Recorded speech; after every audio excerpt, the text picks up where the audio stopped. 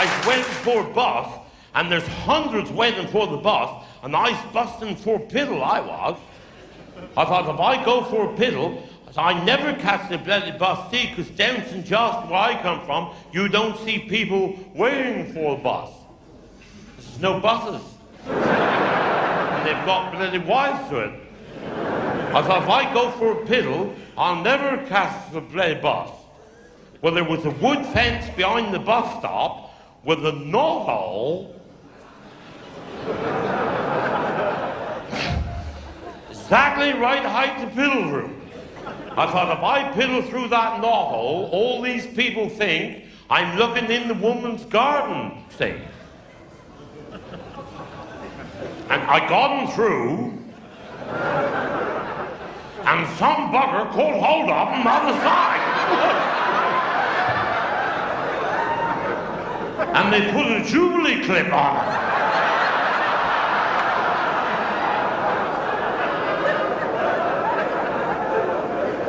And the little voice said, I won the pound note, I'm going to cut your cock off. When I look over that hedge, there's 3 boys over there. One about 12, one about 7, and one about 4. I said, how much have you made today threatening to cut people's cocks off? He said, I made 296 quid, you bastard. I said, how much have you made? He said, I made 118 quid, bastard. Well, the poor little bugger. He only 4, he never had any money at all. I said, you haven't done quite well, have you? No, he said, I got a bucket full of cocks.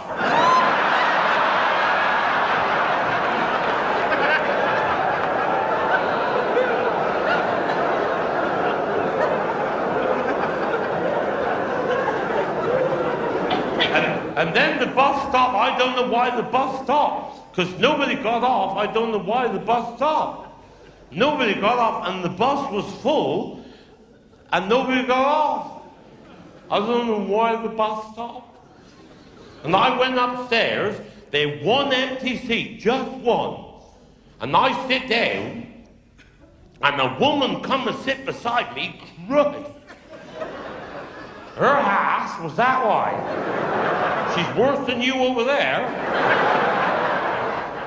And she had the biggest tits ever I seen. Of course, my wife had big tits, but the kids had them.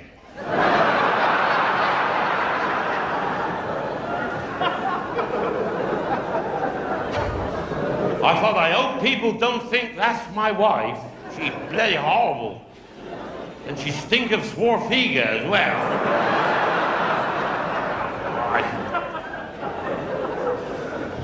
I thought, I hope people don't think she's with me. Then the stupid cow started talking to me.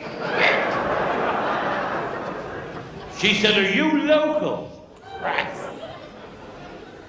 I said, I am when I'm home.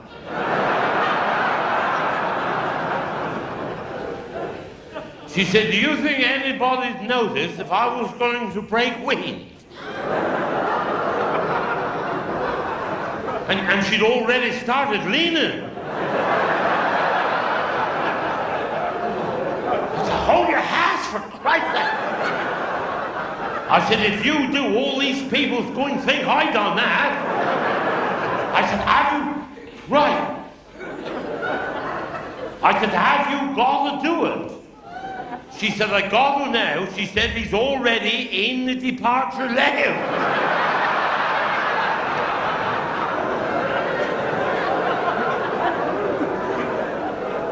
Well, look, I said, we'll work together. Because I got the interest in this. What we'll do is, I'll cough, and you leave her go when I'm coughing. She said, how long can you cough for? I said, how big is it? There's hundreds on the bus, and there's even people standing up. I said, look, when we get to the bottom of the next hill, when the driver changed gear, You leave her go as he changed gear, and nobody'll ever hear it. And if he don't smell not too bad, they'll never know you've done it. Well, it's nothing to do with me. I'm only in Salisbury for the bloody day. And she's definitely going to do it because her eyes was watering. She was going to do it. Bastard. Nothing to do. I said, I'll help you. When he put this clutch in, I should say, Habba, and you leave her go. Because if this don't work, I'm in this shit I am. It's nothing to do with me. I said, hold your hat steady. Hold your cheeks nice and tight, I said. Hold your hat steady. Just when you change gear and we want the short, sharp blast, are you ready? Anytime, hold your hat steady. Anytime, have Christ.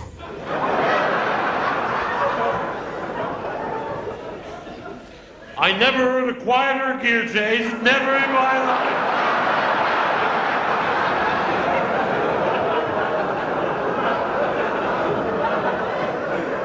And everybody stopped talking. There's nobody talking. You couldn't talk. You couldn't draw breath. You think she ate a ferret. And somebody said, that fat bugger with the beard, he done it. He bloody stinking. And everybody's looking at me, and that bloody woman, she's looking at me as well. But it's nothing to do with me. I'm only in Salisbury for the bloody day. And the people up the front had their head out the window. Oh, hell. Oh, hell. He bloody stinking. And the people, one woman was nearly sick. And I felt terrible sorry for the conductor. In all this bloody state, my heart went out to that poor boy. He's a black man and he had the biggest nostrils I ever seen in my life.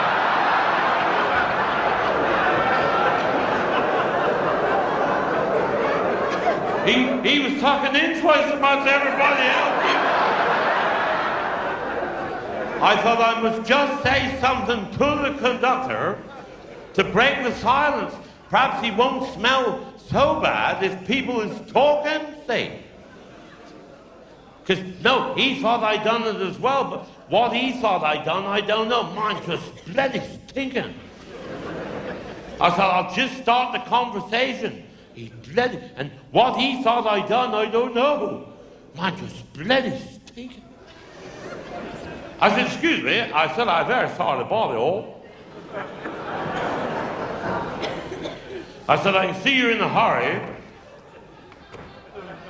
But I said, have you got a timetable that I could have you?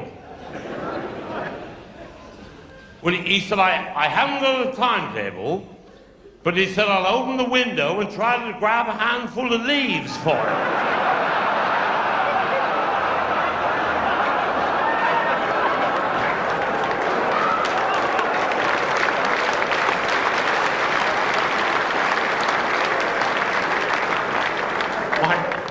Last week I was up in Wales.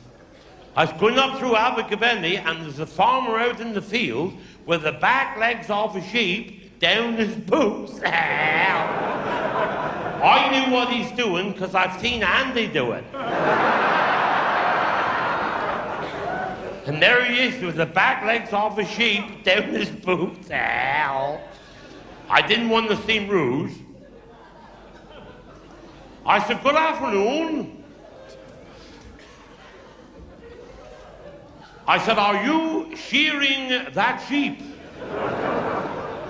No, he said, you catch one of your own.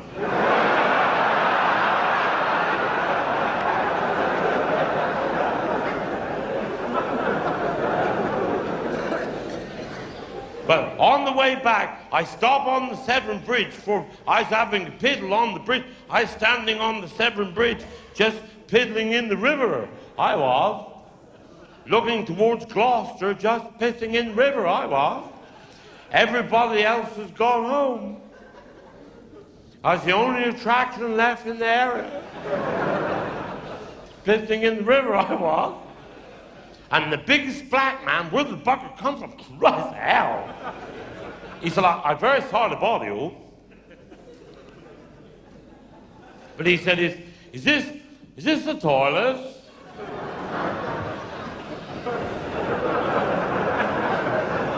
Well, I said, I haven't done all that.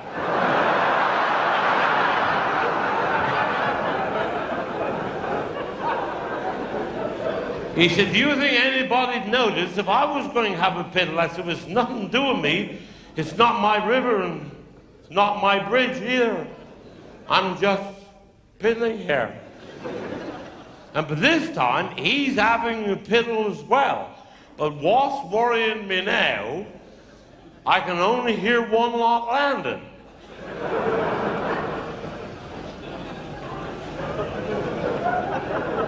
I thought, I'm going to test this bugger out. My word, I said, that water very cold on the end of your cock, isn't it?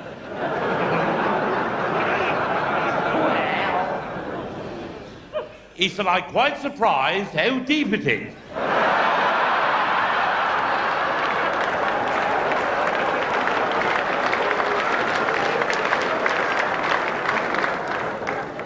I said, have you got a thing that long anyway? He said, when I was a young boy, Mother would tie a weight on the end and leave me dance. I said, right, that's what I'm going to do. And I've been doing it now for 3 weeks with a bag of cement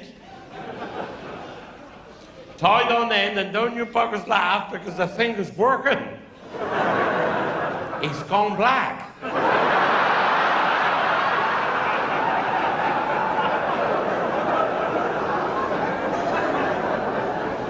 Well, we got some requests to do tonight, some people in tonight.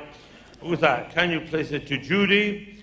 Judy Wright is 40 today. Happy birthday, Judy. Nice to see you in, Judy. This is request time. This is from the White Horse Country and Western Club. I remember them up near Marlborough. I remember that. I went to the bloody Country and Western. They said, have a happy night out. They said, the dog is dead, the horse is dead, the teardrops in the rain. I went home and committed suicide, I did. I took 3 bottles of aspirins and felt better then. But nice to see you in from Marlborough. I remember come up and do that gig years ago. That's back when we used to have white doctors, wasn't it?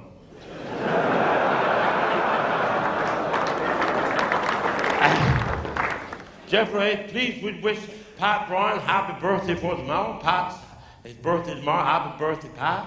We're getting bloody good now. We're getting through them, aren't we? Bloody good. You must have good eyesight to see through them glasses, mate. Don't you go in the bright sunlight, you set fire to your bloody eyebrows, you will. I like to have a piss with them buggers on. Another birthday request, Kevin Hicks is 111 today. No, he isn't, he's ill.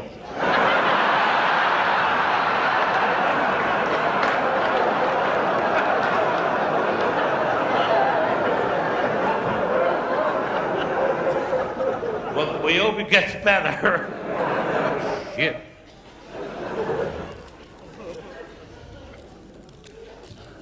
Dear Jethro, sorry to embarrass you in public, but you haven't paid for your double glazing. That bastard told me in 12 months he'd pay for himself.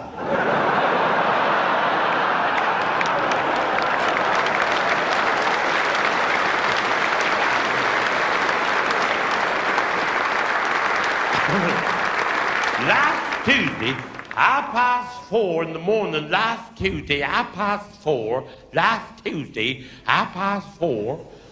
This is last Tuesday, 4:30, last Tuesday. Denzil and Bertha's dog, Denzil's dog swallowed the condom the dog did.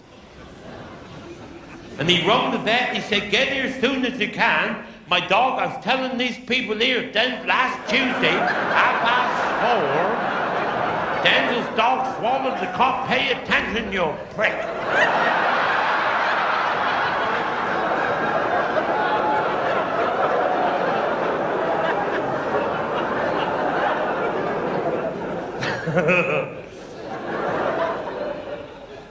Is it raining out? Your shoes is wet, mate, on them? Last Tuesday, 4:30, Denzil's dog swallowed the condom. This is last Tuesday, 4:30. And he rung the vet. He said, get here as soon as you can.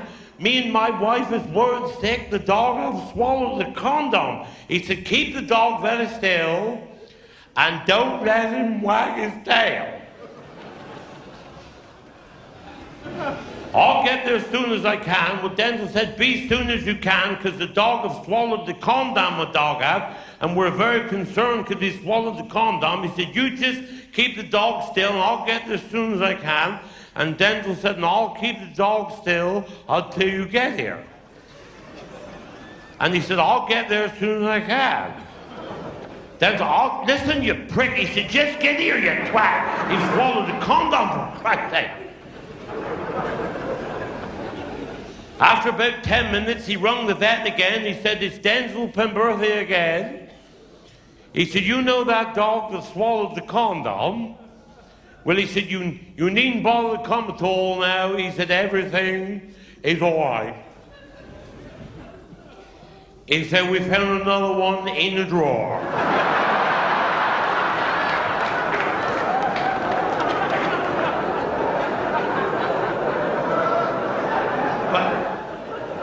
See, what? Denzil was captured by the Zulus once. He's captured by the Zulus. They was going to make Denzil a Zulu warrior. And to be a Zulu warrior, you got to be a vicious bastard.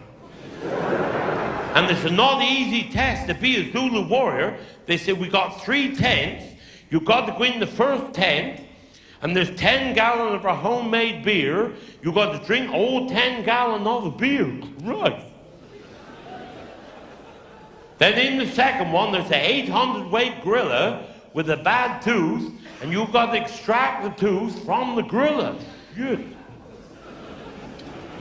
That's not easy, is it? And in the third one, there's a girl from Swansea Docks. You bastards are in front of me, aren't you? He said, you've got to go in and give her a portion until she can't take no more money. Christ. That's the hardest one of the lot by far. A girl from Swansea Docks. Christ. He said, I'm not looking forward to that one. From Swan. And he went in the first one. Hour and a half, he's out. He drink 10 gallons of their homemade beer, and he come out. He pisses his mattress. He says, where's the next tent? And he teared in with this gorilla with a bad tooth. He's in there 14 hours. There's hell up. They're screaming and shouting. And he come out and he's covered in blood and his ear is gone. Roger, he said, that's 2 out of 3. Now he said, where's this girl from Swansea Docks with a bad tooth?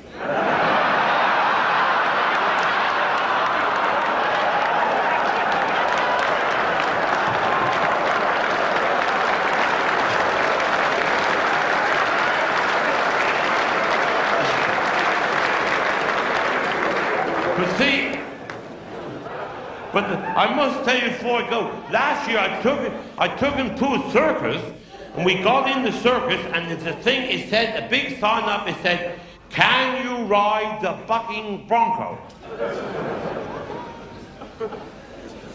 Denzil said, I can ride the bucking Bronco. I said, you can't ride the bucking Bronco? He said, I can, and he paid the man. I said, you won't ride the bucking Bronco? You've never rode a horse in your life, you prick.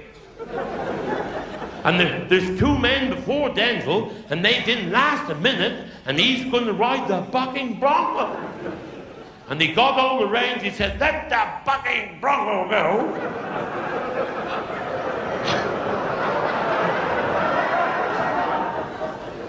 4 minutes he rode the bucking bronco.